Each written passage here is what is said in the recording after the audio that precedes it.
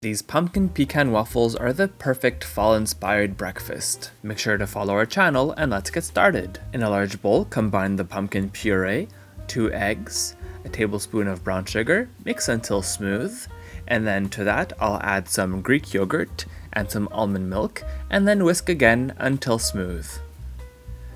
Combine all the dry ingredients, the flour, cinnamon, nutmeg, baking powder, and salt, whisk to combine very well, and then add the dry ingredients to the wet ingredients. With the whisk, carefully combine until all the dry ingredients have been absorbed, then add in your pecan pieces and fold them in gently. Heat up your waffle iron while the dough rests, and then once hot, spray with some nonstick spray and place a cup of the batter in the waffle iron and bake until ready. The combination of pumpkin with pecan and maple syrup is absolutely the best ever, so make sure to find the full recipe at FrenchKissCook.com.